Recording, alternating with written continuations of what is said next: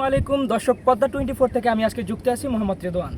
আজকে আমি আছি চর কুকরিমুখী নারিকেল বাগানে। আজকে আমাদের সাথে একজন যুক্ত আছেন সরাসরি দক্ষিণ এশিয়া চেয়ারম্যান পদপ্রার্থী এবং বিএনপির একজন কর্মী জনাব সিরাজুল ইসলাম সবুজ খান। আমরা তার কাছে যাব এবং শুনবো তার মূল্যবান বক্তব্য, তার দক্ষিণ এশিয়া চরমানিকা ইউনিয়ন এবং চর কুকরিমুখী পর্যটন কেন্দ্র নিয়ে তার কি চিন্তা চেতনা আমরা এখন তার থেকে জানবো।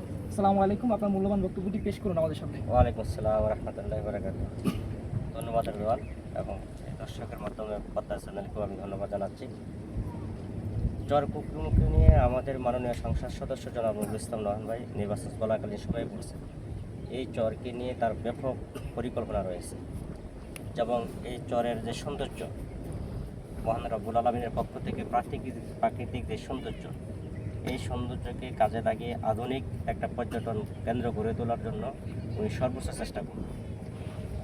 যেমনটি কক্সবাজারকে ঘিরে গোটা বিশ্বের মানুষ কক্সবাজারের পর্যটন কেন্দ্রে আসে, অথচ কক্সবাজার চেয়ে কোনো অংশে কম সুন্দর না, বরং আরও অধিক সুন্দর এবং ন্যাচারাল অনেক কিছু এখানে দেখা যাচ্ছে।